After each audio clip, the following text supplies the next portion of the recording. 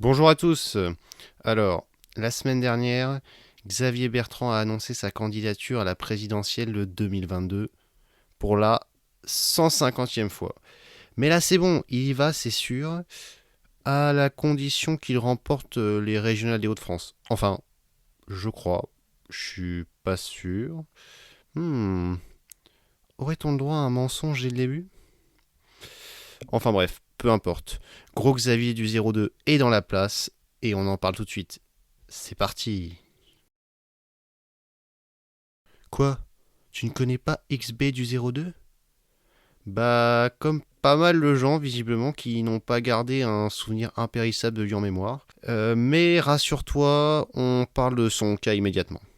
Alors, poids lourd de la catégorie des politiques avec François Hollande et Gérard Larcher, XB, comme on l'appelle dans le milieu, est un politique qui fera rougir les autres candidats tant il incarne le renouvellement et le nouveau monde. XB est un gaulliste social passé par de nombreux bureaux. Militant du RPA dès ses 16 ans, il a été ministre de la Santé entre 2005 et 2007, ministre du Travail entre 2007 et 2009, puis entre 2010 et 2012. Il a aussi été le secrétaire général de l'UMP. Enfin bref, une longue carrière. Mais pas que, puisqu'il a une carrière d'élu. On compte parmi ses fonctions d'élu celle de député, celle de maire, mais aussi celle de président de la région Hauts-de-France depuis 2016. Enfin bref, un beau parcours de politique et de politicard comme on les aime. Mais un beau parcours entaché de quelques casseroles. Il reprochait à XB d'avoir fermé des lits au ministère de la Santé, mais pas que, puisque lorsqu'il était en fonction, il a décidé de maintenir le remboursement du Mediator par la sécurité sociale, allant à l'encontre des recommandations de la Haute Autorité de Santé. Certains diront peut-être que c'est du courage politique. MDR.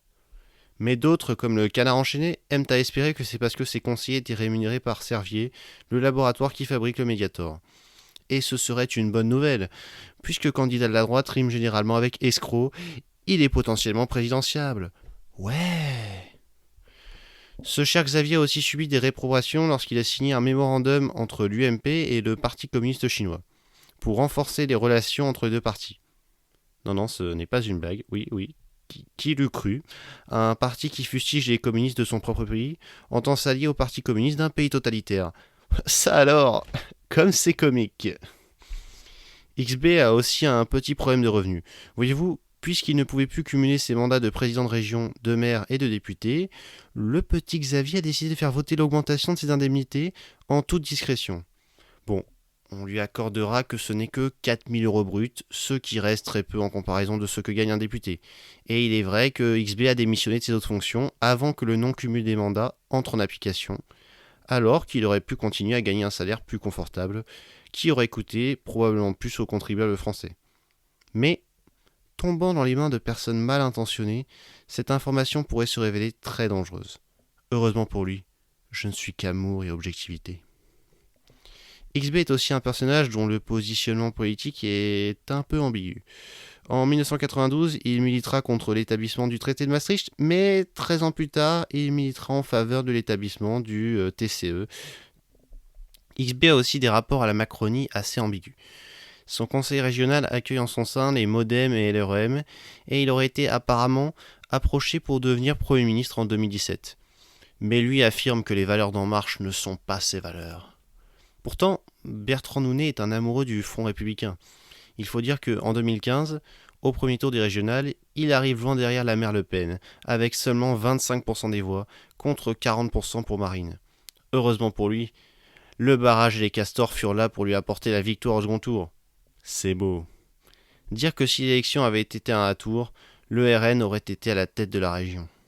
Ah là là, il a de la chance le Xav. Et il faut dire que le RN, il l'aime pas notre Xavier. Il a trouvé scandaleux que son parti n'apporte pas de consigne de vote claire en appelant à voter Macron face à Marine Le Pen. Et l'arrivée de Wauquiez à la tête de Les Républicains actera son départ, trouvant que le parti est devenu trop de droite. Enfin, ce qui reste du parti, hein.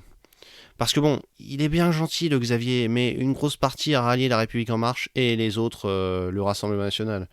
Donc bon, c'est bien joli tes discours, mais l'ouverture entre LREM et LR va falloir la débusquer mon grand. Elle doit être très profonde parce que franchement, peu de gens semblent l'avoir. On notera d'ailleurs le comique d'un Bertrand qui trouve que Wauquiez était vraiment trop de droite et que lui est d'une droite sociale, alors qu'il a voté Fillon au premier tour de la primaire de la droite en 2017. Bon, sans être un ultra convaincu, attention, ça le dédouane.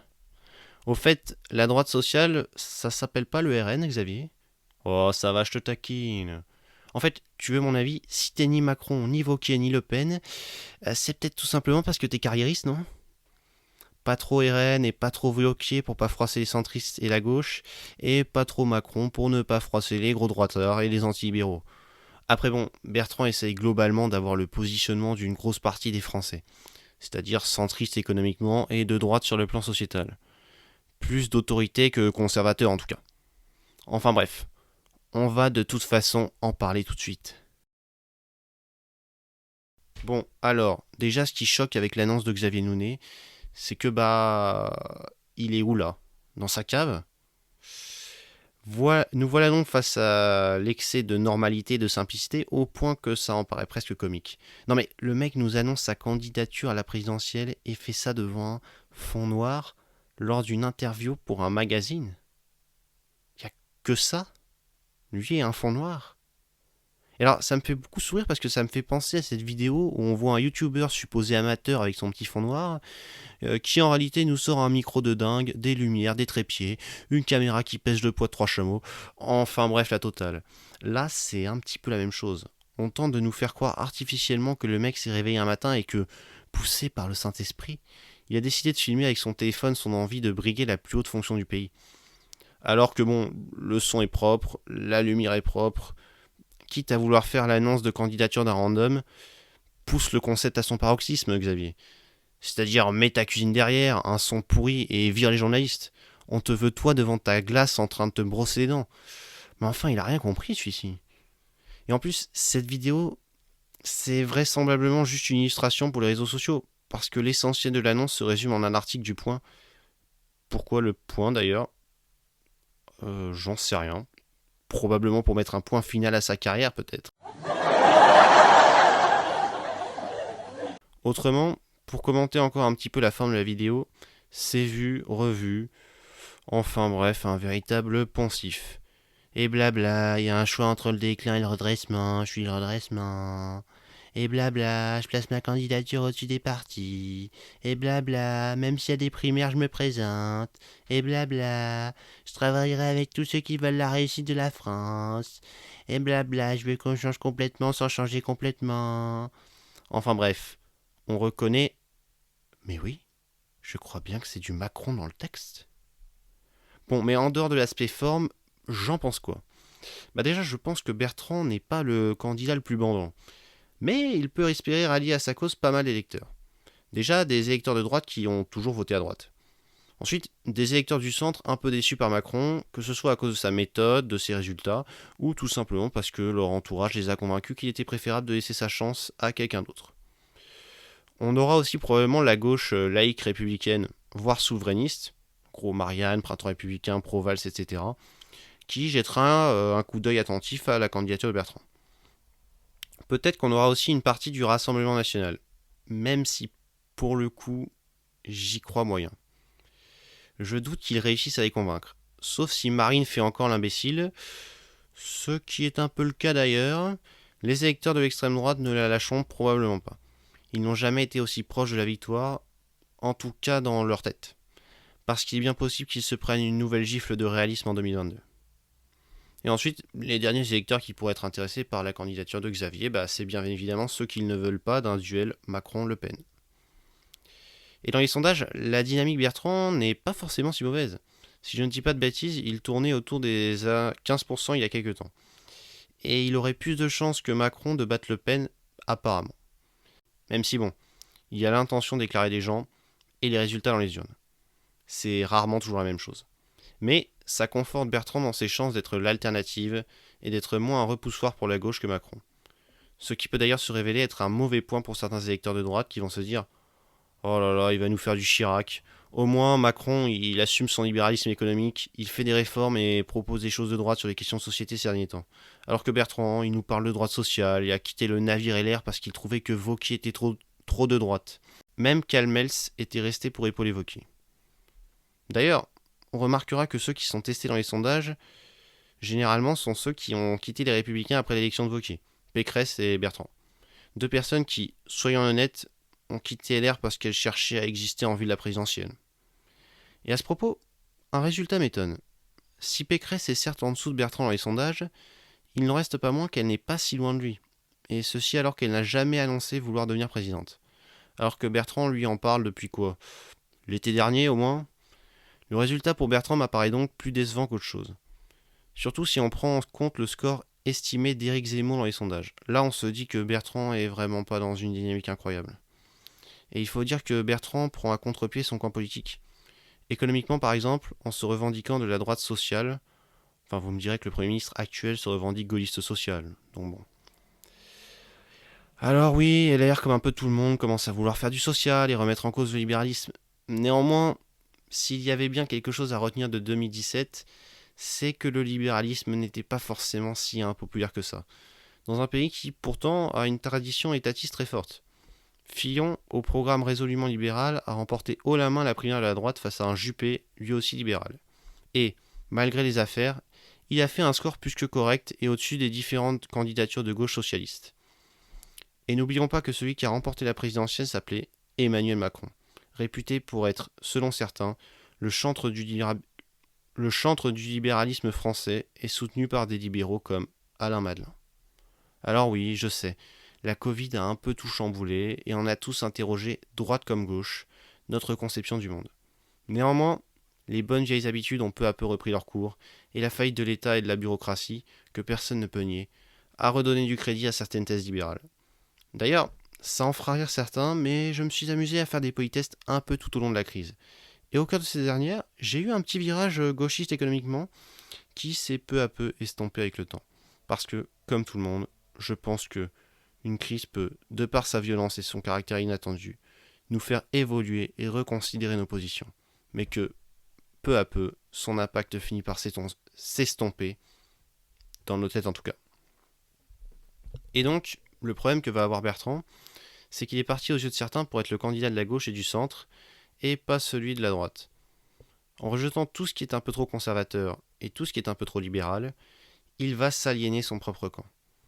Tout ce qu'il peut espérer, c'est que personne ne soit là pour le concurrencer à droite et que la droite refuse aussi bien Macron que Le Pen.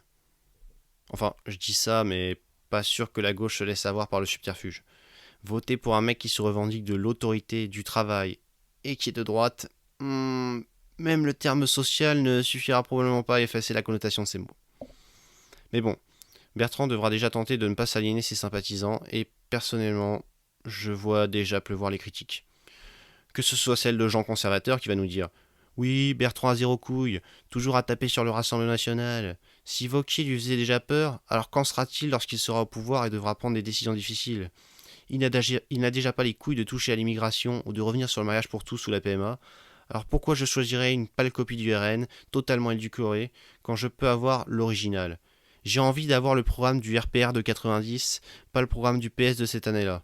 Marre de ces chiffres molles de LR qui refusent de s'assumer. » On aura aussi probablement la critique de Jean Libéral qui va nous dire « Bertrand, c'est la fameuse droite sociale française, celle qui n'a jamais les couilles de faire des réformes libérales. Social n'est certes pas un gros mot, mais on sait ce que ça cache. De la pure démagogie. C'est la volonté de continuer à avoir un État gigantesque qui distribue de l'argent, vient fourrer son nez dans l'économie, etc. Mais bien sûr, on va baisser les impôts, ne pas augmenter le chômage, ne pas toucher à l'attractivité et à la compétitivité de nos entreprises, ne pas décourager nos talents de rester, ne pas toucher à l'Europe et à la mondialisation, etc. Enfin bref, on se fout de notre gueule. Pour les pourfendeurs du en même temps, c'est en réalité l'une de ses formes les plus perverses. Et c'est là où je trouve Bertrand tactiquement un peu étrange. Soit il a compris quelque chose que personne ne semble observer pour le moment, c'est-à-dire que les Français, même de droite, trouvent qu'on est dans un pays trop libéral et avec une immigration pas assez massive, soit il tape totalement à côté. Alors, pas forcément si à côté que ça, mais on va y venir. Je vais juste vous passer cet extrait pour appuyer mon raisonnement. Là où je vous concède un point volontiers, c'est qu'en 2002, lorsqu'on a créé l'UMP, on a noyé le RPR et l'UDF. Le RPR et l'UDF dans une sorte de langage commun qui ne pouvait satisfaire personne. Qui était centriste. Non. Qui était centriste et politiquement correct. Pas assez girondin, pas assez européen pour les vrais UDF qui sont partis chez Bayrou et qui votent de temps en temps, soit avec Bayrou, soit avec Macron, et pas assez à droite pour des gens qui avaient choisi le RPR. Non pas que le RPR soit de droite, mais il était d'autorité régalienne, bonapartiste pour dire les choses. Et donc, en tuant le bonapartisme du RPR et en tuant la démocratie girondine et européenne de l'UDF, on a appauvri la droite qui est restée solidaire pour une seule raison. Les places. On dit c'est la seule façon d'être devant le Front National. C'est horriblement faux. Oui, voilà. La seule façon d'être devant le Front National, c'est que les uns et les autres défendent leurs idées, mais acceptent de se retrouver et de négocier ensemble. Alors, ce que Gérard Longuet explique, c'est que la droite est scindée en deux. D'un côté, on a une droite libérale qui tend à graviter autour de La République En Marche et qui est en attente de libéralisme, donc de décentralisation, mais aussi de libre-échange, donc entre guillemets d'Europe. De l'autre, on a une droite bonapartiste, voire conservatrice, qui veut de l'autorité et, même s'il l'omet, veut aussi de la souveraineté et une politique d'immigration stricte. Et cette droite tente à graviter autour du Rassemblement national. Et tout l'enjeu de la droite, c'est de réussir à incarner cette alliance entre libéralisme et conservatisme, qui tend à se traduire sous la forme d'une alliance entre le libéralisme économique et le conservatisme culturel, ou l'autoritarisme pour les adeptes du diagramme de Nolan. Cette alliance que ceux qui ont vu ma vidéo sur la droite américaine connaissent sous le doux nom de fusionnisme ou libéral-conservatisme. Et si au premier abord, le libéralisme semble antinomique au conservatisme, le libre-échange au protectionnisme, l'Europe au souverainisme, le libéralisme à l'autoritarisme, etc., Longuet arrive en réalité à proposer une synthèse qui réussit même à convaincre ce jacobin souverainiste de Zemmour. Parce que Zemmour, comme d'autres à droite, estime que la priorité, c'est l'identité sur la souveraineté. Le fameux « la France n'est pas un contenant, mais un contenu ». Et aussi le rétablissement de l'ordre. Ce que beaucoup de gens d'extrême droite pensent, c'est qu'on s'en fout de l'immigration intra-européenne, parce que le problème, selon eux, c'est l'immigration extra-européenne. Et on peut bien perdre un peu de nos souverainetés si c'est pour gagner un peu de notre identité. Alors, je sais que Longuet ne fait pas de référence à l'immigration, mais moi je la fais parce que c'est un peu le marqueur du RN. Oui, il y a une volonté d'ordre, d'affirmation de l'autorité, bien entendu, mais cette question identitaire et migratoire, elle travaille beaucoup de gens à l'extrême droite. Enfin bref, ce qu'on comprend, c'est que Bertrand met un pied dans cette stratégie avec le girondisme, c'est-à-dire la décentralisation d'un côté, et l'autorité de l'autre. Le travail étant une valeur plutôt commune à l'ensemble de la droite. Mais ça, on va y revenir. Néanmoins, je vois comme une timidité à évoquer tout ce qui a trait à l'immigration, le conservatisme, le libéralisme économique, l'Europe, le libre-échange, etc. S'il veut convaincre, il devra se positionner sur ces sujets. Et pas sûr que, à la fin, on puisse distinguer sa candidature de celle de Macron. Peut-être même qu'elle sera plus de gauche que celle de ce dernier. Enfin bref, de toute façon, tout tend à montrer qu'aujourd'hui, le centre de gravité des Français est au centre droit. C'est donc là que risque de se jouer l'élection, aux grandes dames de la gauche, bien entendu, qui commence de plus en plus à sortir les crocs, accusant tout le monde d'être trop à droite pour elle. Bordel, mais je ne compte plus le nombre de commentaires internet de gauchistes ces derniers temps qui suintent la haine et le matrixage idéologique. Mais bordel, faites un effort les gars, on croirait presque que vous allez devenir d'extrême droite, alors que vous êtes censé n'être qu'amour. Enfin bref, je dis que l'élection se jouera au centre droit, en tout cas c'est ce qui se dit beaucoup, mais qui sait, peut-être que c'est le candidat de la droite qui apparaîtra le moins de droite, qui ravira les voix d'une gauche affaiblie et qui l'emportera. En soi, oui, ça peut être le candidat du centre droit, du coup. De toute façon, d'ici là, il va s'en passer des choses. Ok, on parle de Bertrand depuis tout à l'heure, mais c'est quoi son projet? On a quelques trucs à se mettre sous la dent? Eh bah oui, figurez-vous. Le candidat de l'ordre et de la justice, comme il le dit, a un projet axé autour de 3 valeurs. Autorité, travail et décentralisation, comme je l'ai dit précédemment. Bon, c'est typiquement des valeurs pouvant séduire la droite. Le travail, je pense pas avoir besoin de commenter, même si bon, Xav nous promet un peu la lune. Une nouvelle façon de vivre et de travailler. Waouh! Comme c'est beau et profond. Il nous promet aussi qu'il n'y aura pas d'augmentation des prélèvements obligatoires.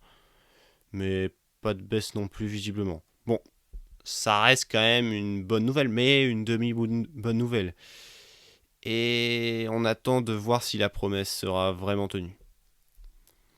D'un autre côté, Xav nous dit de nous serrer la ceinture, comme sur la retraite, en nous affirmant qu'il faudra pousser l'âge légal jusqu'à 65 ans après 2030. Alors, j'adore quand les mecs te parlent de 2030, 2040, 2050, alors qu'ils seront plus au pouvoir en 2028. Malgré tout, sur le sujet des retraites, je trouve Bertrand limite dur.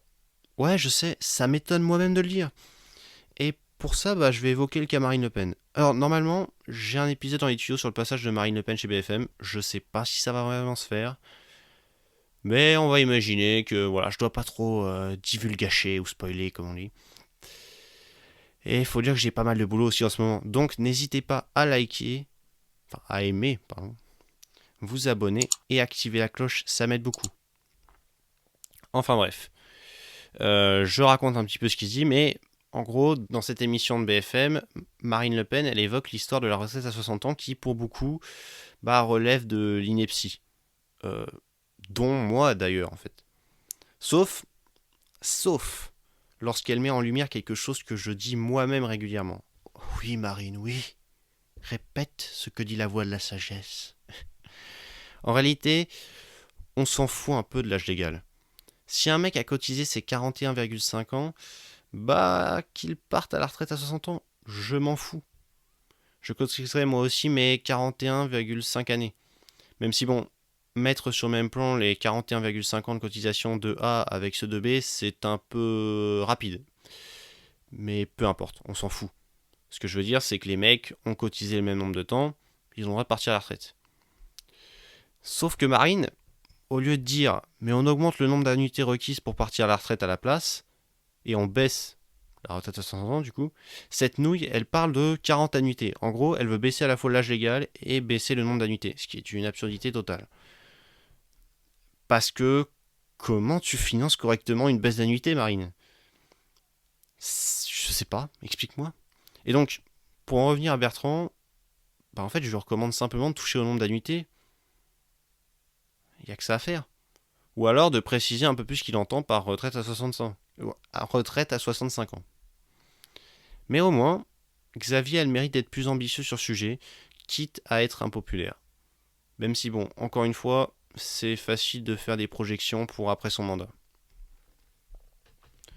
L'autre point de la campagne de Xavier, c'est donc l'autorité. Entre guillemets, l'ordre, le respect de la hiérarchie, la loi, etc. Et surtout la sécurité que mentionne Bertrand. C'est typiquement de droite là aussi. D'ailleurs, Xav me surprend puisqu'il parle ouvertement de France Orange Mécanique, qui est le titre d'un livre de Laurent Berton, qui est régulièrement cité par l'extrême droite. Alors attention, ça n'en fait pas pour autant un paria. C'est juste que je m'étonne qu'un mec qui pourrait se laver au Karcher parce qu'il a frôlé un mec du RN dans la rue se mette à citer du Oberton.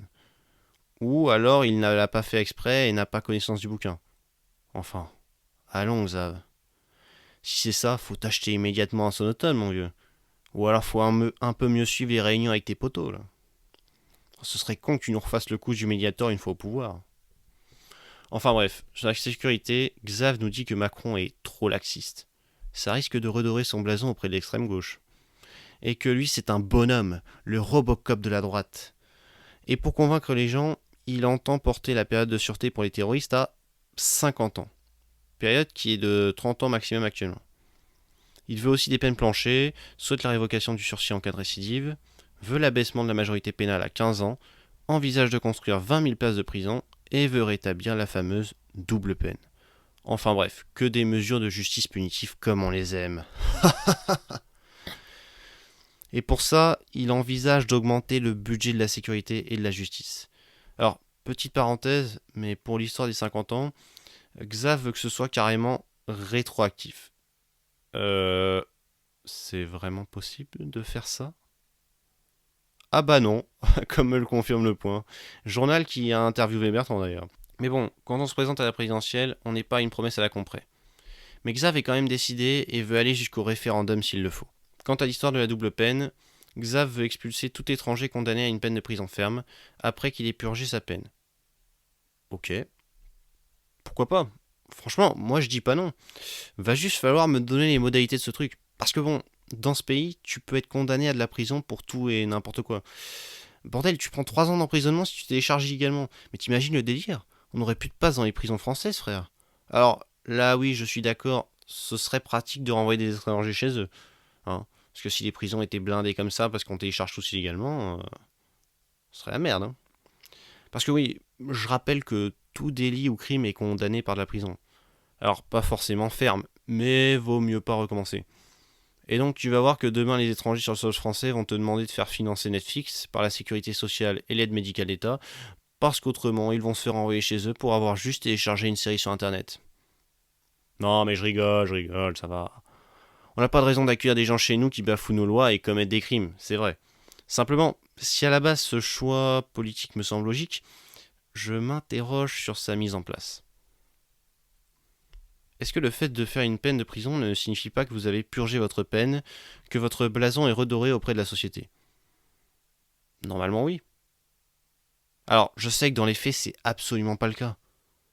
Mais ça interroge sur ce que signifie purger une peine dans notre société et dans notre droit. La deuxième chose, c'est... Ok, je renvoie Jean Cambrioleur dans son bled. Pas de problème. Mais qu'est-ce que j'en ai à foutre de renvoyer Jean terroriste ou Jean tueur? Je veux que Jean terroriste et Jean tueur soient enfermés à vie. Pas qu'ils ressortent un de ces quatre pour se fumer une clope. Peu importe où d'ailleurs. Alors on peut dire qu'on s'en fout que Jean terroriste tue des gens à l'étranger. Les pays de l'étranger avaient qu'à avoir un meilleur droit. Peut-être qu'il le fera pas d'ailleurs. Mais peut-être qu'il ira dans un autre pays d'Europe ou qu'il reviendra en France. Et là vous direz quoi? Oh, c'est ballot alors. Ou alors peut-être qu'on viendra vous faire chier parce que Jean terroriste n'est pas suffisamment bien traité en prison, ou qu'il prévoit de le mettre à mort et que c'est pas éthique de le livrer à son pays d'origine s'il prévoit de faire ça. Troisième chose, c'est... Quoi? Vous vous demandez sérieusement qui pourrait faire ça? Eh bah, toutes les associations des droits de l'homme, mais pas que. Puisqu'apparemment, de ce qu'on m'a dit, la jurisprudence de la CEDH, Cour européenne des droits de l'homme, interdit d'expulser un étranger, même condamné vers un pays dit à risque. Elle dirait aussi qu'on ne peut pas l'expulser s'il y a des attaches familiales en France, au nom du respect de la vie familiale. Alors, je me méfie des infos non sourcées, mais je trouve ça intéressant de savoir si c'est vrai. Personnellement, j'ai eu du mal à trouver l'info qui pourrait confirmer ça, et j'ai d'ailleurs pas compris grand chose à ce que j'ai lu. Donc, si quelqu'un sait, eh ben, je le remercie d'avance de bien vouloir en parler dans les commentaires. Néanmoins, il y a un article du Monde sur lequel je suis tombé qui semble confirmer cette info sur la vie familiale. Donc bon, si ce qui est dit est vrai, alors c'est vraiment con pour toi, Bertrand Nouillet. Il va falloir que tu chies sur l'Europe et que tu sors de la CEDH. Alors, on a des couilles ou on raconte des bobards, Xav? Mais surtout, Xav, la quatrième chose, c'est faut que les pays veuillent bien les récupérer, ces mecs. Allô? Oui. J'ai des prisonniers que j'aimerais vous renvoyer. Ah, désolé, mon frère. On n'a plus passe en prison. Eh, Momo, tu ne devineras jamais qui c'était. Président de la France. Ce con, il espère qu'on va récupérer des criminels pour faire le ménage chez lui. Mais qui sont cons, ces Français. Voilà. Oh putain, qu'est-ce qu'ils sont cons. Bah, et la cinquième chose, c'est que ça existe déjà pour tout ce qui concerne le trafic de drogue, la violence, l'incitation au terrorisme, etc. Le Monde titre même un de ses articles des décodeurs en disant que la double peine n'a jamais été supprimée. Mais ce n'est pas à caractère immédiat et généralisé, effectivement. À supposer que ce soit possible, comme dit Le Monde, dans le cadre de la Cour européenne des droits de l'homme, ce qui ne semble pas être le cas. Attention, alerte, je ne maîtrise pas bien le sujet. Sur les places de prison, je ne maîtrise pas assez de sujets. Mais parfois, je m'interroge sur la nécessité de construire des places de prison quand on sait ce qu'on envoie en prison. Pardon de dire ça, mais en prison, je veux envoyer des mecs dangereux. Des gars qui cambriolent votre maison, qui commettent des braquages à main armée, qui violent, qui tuent. Pas un vieux de 70 piges qui détourne de l'argent public. Ça veut pas dire que c'est bien. Mais on pourrait l'utiliser à autre chose plutôt que de lui servir le repas dans une cellule où il va rien faire de ses journées et ne rien apporter à la société. Ce qu'on veut d'ailleurs, c'est qu'il nous rembourse, pas qu'on lui fournisse des repas gratuits aussi dégueulasses soient-ils par ailleurs. Alors après, soit on croit que la peine de prison dissuade certains de passer à l'acte, auquel cas elle peut se révéler pertinente. Même si bon, dans ce cas-là, mettons des peines de prison pour ceux qui ne portent pas leur masque par exemple. Ça les dissuadera de le faire. Mais si on pense que ça ne les dissuadera de toute façon pas, alors on doit pouvoir en libérer sous conditions certaines, même si on le fait déjà un peu bien sûr. Mais enfermons déjà les gens dangereux. Et si, même lorsqu'on a enfermé des gens dangereux, alors il manque de la place pour enfermer d'autres dangers publics, eh bien là on construira des places de prison. Mais pas avant. Enfin, c'est mon avis. Mais ne maîtrisant pas le sujet, j'invite ceux qui le maîtrisent à me donner leur point de vue sur la situation pénitentiaire et leur avis sur le chiffre de 20 000 nouvelles places de prison avancé par Xavier Bertrand. Enfin bon, peu importe. XB veut juste montrer qu'il est l'homme de la situation, l'homme de l'ordre, mais aussi l'homme qui va rendre sa fierté à la France. Parce que bon, après le coup de la France Orange Mécanique, XB en remet une couche pour abattre les plus gauchistes avec les propos suivants. L'identité de la France n'est pas négociable. Je veux que nous soyons fiers d'être français, de notre histoire, de nos valeurs. Nous devons l'affirmer haut et fort, parce que nous avons de bonnes raisons d'être fiers. À ceux qui défendent notre modèle, je dis « ça suffit !» Pour Xav, il faut, je cite, « défendre les valeurs de la France ». C'est beau. J'en ai les larmes aux yeux. Et Xav, il veut aussi contrôler les flux migratoires avec une politique de quotas. Alors, c'est une bonne chose de pouvoir proportionner, selon moi, l'accueil aux capacités ou alors aux désirs du pays. Et j'ai toujours défendu cette mesure. Si certains n'étaient pas d'accord, eh bien, je les invitais tout simplement à voter des quotas infinis. Oui, en réalité, je ne vois pas l'intérêt de ne pas en avoir, puisque même en les ayant, vous pouvez toujours refuser de les appliquer en accueillant un nombre illimité de personnes. Maintenant, je me pose quand même des questions. Déjà, c'est un interventionnisme de l'État dans la vie économique qui peut apparaître peu pertinent dans certaines situations.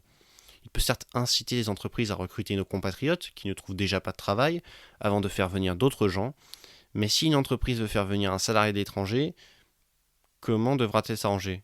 Est-ce qu'elle devra passer par le Parlement pour négocier son arrivée ? Quid de ceux qui veulent faire venir un compagnon, un stagiaire, etc. En fait, ça rend plus difficile la libre association contractuelle entre les gens, il me semble.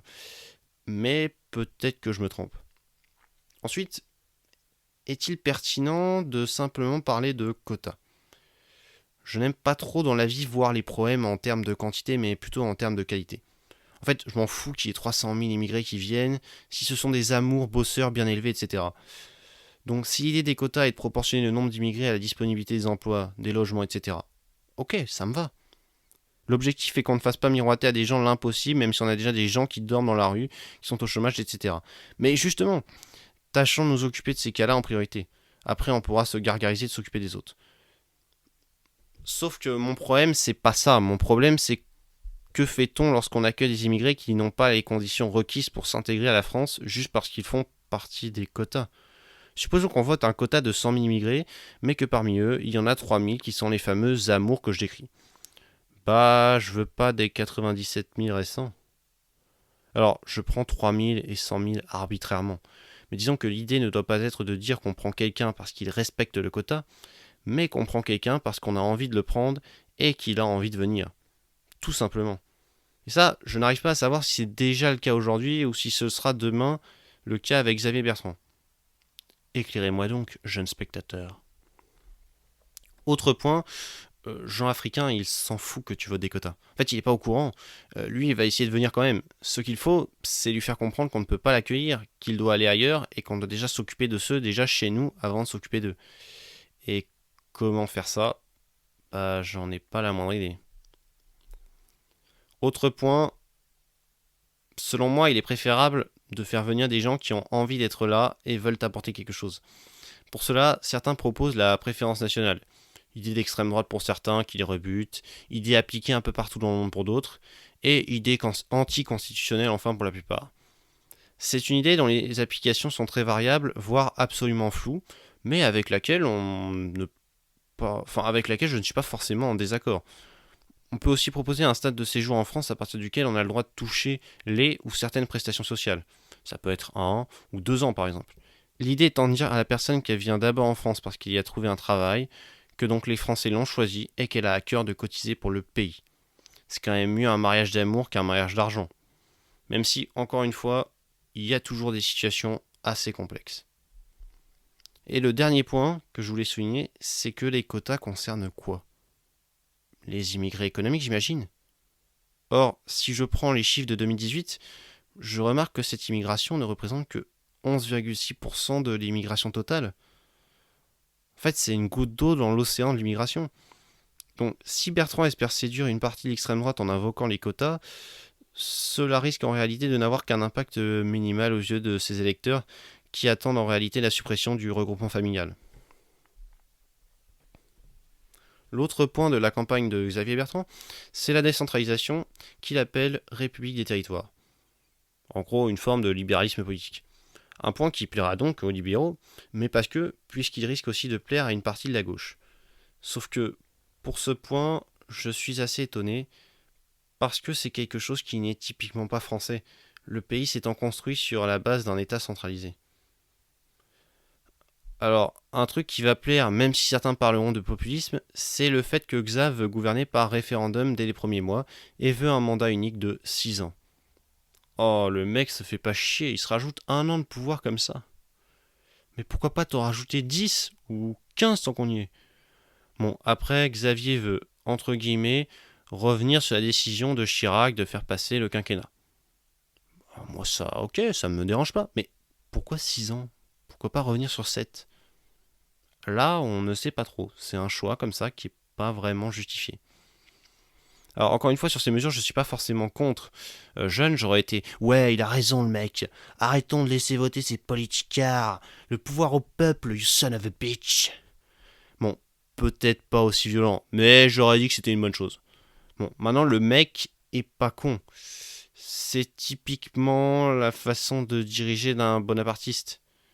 Je me cache derrière le plébiscite du peuple, que j'ai bien pris le temps de sonder avant, et que j'interroge bien au début de mon quinquennat pour asseoir ma légitimité face aux fauteurs de troubles. Dans un sens, j'ai envie de lui dire « Vas-y Xav, te laisse pas faire !» Mais de l'autre, je sais qu'il nous prend un peu pour des bœufs. S'il voulait vraiment que les Français donnent leur avis par référendum, il mettrait en place une démocratie directe. Mais disons que ça reste appréciable dans le geste. Ça donne le sentiment que le mec ne gouverne pas seul contre tous. Chose qu'il a rappelé d'ailleurs avec son idée de république de territoire et la fin du centralisme parisien, pour se mettre en opposition donc à Emmanuel Macron. Même si bon, le temps du dialogue, ça coûte forcément du temps et ça empêche parfois de réformer correctement. Et puis, je trouve ça paradoxal de dire « je délèguerai des pouvoirs aux élus des collectivités » et en même temps, je chie sur les élus de l'Assemblée nationale. Bon, c'est pas ce qu'il dit, mais certains ne se priveront pas de faire le parallèle, je pense. Sur le mandat unique, eh bien, c'est une idée que j'ai toujours plutôt appréciée. J'aime l'idée que le président ne se concentre pas sur sa réélection. Néanmoins, je pense que ça n'empêchera pas les jeux d'ego et de pouvoir. Là où généralement, il n'y avait pas de débat au sein d'un parti après le premier mandat d'un président, tout le monde étant derrière lui, 2 ans avant la fin du mandat de XB, on aura probablement un beau bal des faux culs. Eh viens que je quitte tel poste, eh viens que je sur les pompes du président pour prendre sa place, eh viens que je le flingue dans son dos lorsqu'il est impopulaire. Bon, vous allez me dire qu'on avait ça lors des deuxièmes mandats, et même sous le seul et unique mandat d'Hollande. Mais est-ce que ça va forcément changer quelque chose à l'atmosphère de pré-campagne présidentielle ? Peut-être que non en réalité. Xav, il a aussi un petit côté démago. Oui, je viens du peuple, je n'oublie pas d'où je viens, agent d'assurance à Flavie-le-Martel, ce n'est pas la même chose que banquier d'affaires à Paris ou héritière. Oh là là, il nous fait le coup du « moi je viens du peuple, je ne suis pas une élite ». Bon, en dehors du fait que j'aime toujours ces mépris de classe habilement glissés, il est préférable de te faire quelques petits rappels, mon cher Xavier. Alors, certes, Macron a un parcours élitiste et Marine a hérité du parti son père. Oui, ils ont une jeunesse plutôt privilégiée. Et oui, probablement que leurs origines familiales ont joué sur leur réussite scolaire. Après, est-ce qu'ils ont pour autant volé cette réussite ? Ça me paraîtrait un peu présomptueux. Emmanuel Macron est diplômé de Sciences Po l'ENA et a une carrière de banquier dans le privé. Quant à Marine Le Pen, elle est diplômée de droit à Alsace, donc pas une université de merde, soyons honnêtes. Et elle a exercé en tant qu'avocate. Voilà, donc ils ont quand même pas mal réussi leur vie. Et donc, toi qui te présentes à la présidentielle, Xavier, tu te vantes d'avoir été diplômé de l'université de Reims-Champagne-Ardenne et d'avoir été assureur. Alors, Xavier, j'ai absolument rien contre ton université, contre ton métier, etc. Mais la présidentielle, c'est pas le concours de celui qui ira le plus haut et le plus fort, qui a eu le métier le moins utile pour diriger un pays et le diplôme le plus mauvais. J'espère que tu en as conscience. Ensuite, Xavier, c'est bien beau de te dire du peuple. Maintenant, je ne crois pas que le peuple soit diplômé d'un master, touche un salaire d'agent d'assurance et a une carrière de politicien, puisque tu exerces des fonctions politiques depuis quoi 2002 ? D'ailleurs, je me suis amusé à voir que tu avais appartenu au club de la boussole, là où certains appartenaient au carrefour de l'horloge, et d'autres, comme Julien Drey, au comptoir de la Rolex. Oh pardon, c'était gratuit. Désolé, j'avais vraiment trop envie de la faire, pardonne-moi Julien. Donc, Xavier, tâche de te concentrer sur ton projet au lieu de glisser des attaques puériles aux autres, ok ? Bertrand, c'est aussi la fameuse candidature au-dessus des partis. Non, mais moi, vous voyez, je ne veux pas jouer le jeu des appareils militants, je me présente directement devant les Français. Ou encore le fameux les primaires, on a vu ce que ça a donné. Alors, à ce propos, je souhaite adresser un message aux politiques, journalistes, etc., qui passent sur les plateaux télé pour dire que les primaires, on a bien vu ce que ça a donné en 2017. Vous me faites chier, ok ? J'en peux plus de vous et de vos analyses type café du commerce. En fait, dans votre cerveau, vous avez activé le mode simplisme, et donc quand vous voyez deux candidats qui sont issus des primaires et qui ne vont pas au second tour, vous vous dites « Ah ouais, donc c'est la faute de la primaire en fait !» Mais non, bordel, non. En 2012, Hollande, il remporte l'élection présidentielle en passant par une primaire ouverte. Ensuite, en 2017, les électeurs ont avant tout fait le choix de dégager les deux partis traditionnels, plus que de sanctionner les primaires. Autre point, on pourrait même dire que les électeurs ont choisi de sanctionner le Parti Socialiste, parce que la droite avec François Fillon s'en sort quand même bien mieux, et ceci malgré les affaires de ce dernier. Peut-être d'ailleurs qu'il aurait été au second tour si elle n'avait pas eu lieu. Et enfin, les militants LR auraient choisi quoi ? Sarkozy ? Et les militants PS auraient choisi quoi ? Valls ? Et alors vous auriez été tous gueulés en disant le choix il est pourri et tout. Enfin bref, j'ai pas envie de développer plus que ça, mais on arrête cet argument à 2 balles s'il vous plaît.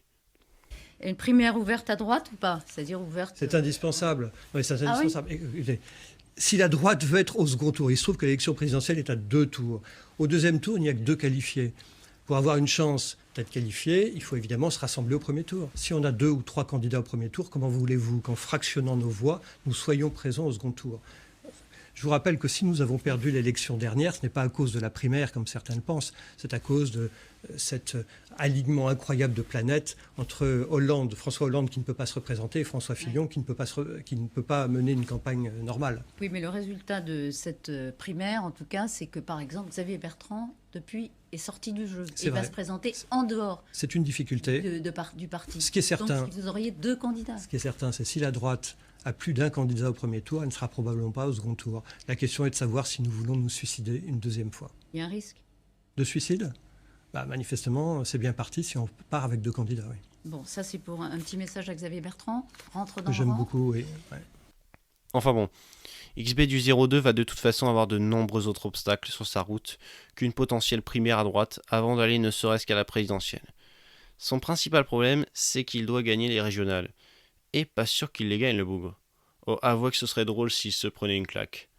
Alors, après, j'en entends certains dire « Oui, est-ce que vous avez vraiment envie de voter pour quelqu'un qui partira au bout d'1 an pour la présidence de la République ?» Déjà, c'est pas sûr qu'il réussisse.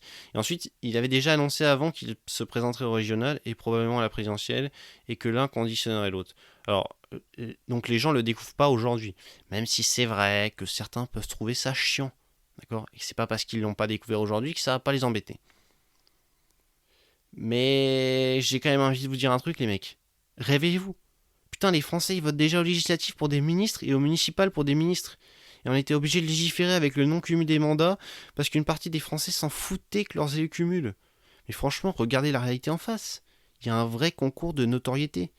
Et puis ça peut justement encourager certains électeurs à se mobiliser pour lui permettre d'aller à la présidentielle.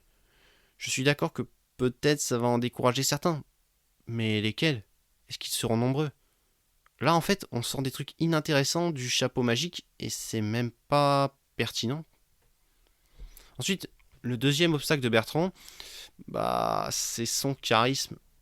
Pardon, mais s'il y a bien une loi qu'on peut déduire de la Ve République, c'est que plus on avance dans le temps et plus le taux de charisme des candidats baisse dans un régime qui pourtant nécessite un président fort et qui incarne la nation.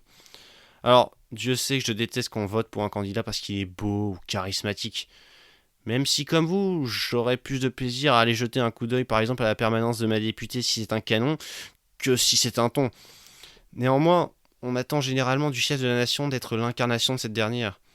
C'est con, mais un mec comme Hollande, il avait aucune incarnation. En fait, il faisait grosse victime. Et je vous dis pas la gueule maintenant. Putain, on dirait qu'il stocke toute sa graisse dans son menton, c'est pas possible. Mais même Jabba le Hutt a l'air d'avoir des traits plus fins que lui. C'est bête à dire, mais pour le français moyen, cette histoire de charisme, c'est important. Et Bertrand, à ce niveau-là, c'est pas la folie. Sans être catastrophique, bien entendu. Il y en a déjà beaucoup plus que d'autres politiques. En parlant de charisme, d'ailleurs, le troisième obstacle de Xavier Bertrand, c'est Bruno Retailleau. Non, je déconne. Non, Bruno, désolé, mais le mec, il a zéro charisme. Il préconisait l'hydroxychloroquine et n'est que le sous-fifre de Fillon. D'ailleurs, personne ne le connaît vraiment. Franchement, désolé de doucher vos espoirs, les fillonistes, mais il y a peu de chances que ça marche avec lui. Je dis pas, le mec doit avoir de vraies qualités. Il est probablement sur une ligne de droite qui s'assume. Pour le coup, peut-être un peu trop de droite pour le reste de Français. C'est sûrement quelqu'un de fidèle, avec des valeurs et intelligent. Mais il a absolument pas de charisme. Vous savez à qui il me fait penser d'ailleurs ? À Jeb Bush. Retailleau, en fait, il se ferait bouffer par Trump. Et ce serait d'ailleurs jouissif à voir. En parlant de Retailleau, l'un des problèmes de Bertrand, c'est que s'il se présente malgré tout, comme il le dit, alors que son propre camp organise une primaire, il sera probablement responsable de la défaite de la droite. Il est en réalité en train de réaliser une véritable prise d'otage. Et il espère couper l'herbe sous le pied de ses concurrents en les forçant à le rallier par le biais des sondages et par cette prise d'otage. Sondages qui lui donnent déjà un avantage et lui en donneront peut-être encore plus tant qu'un leader de la droite n'a pas été désigné. Oui, tant qu'il n'y a pas d'autre incarnation claire à droite que Bertrand, c'est Bertrand qui est le candidat à la droite. À moins que quoi ? À moins qu'un homme vienne tout bouleverser. Non, sérieusement, en commentaire, dites-moi si vous trouvez réaliste le fait que Macron se retire, que Philippe le remplace, et qui serait le plus crédible entre Philippe et Bertrand. N'hésitez pas aussi à donner votre avis sur Pécresse, Retailleau, Sarko. Non, je déconne pour ce dernier. Qui croit qu'il va revenir, ce con ? Enfin bref, sur ce, merci d'avoir regardé cette vidéo. N'oubliez pas d'aimer, de vous abonner et d'activer la cloche. C'était Droite à Fragile, et je vous dis à la prochaine. Ciao !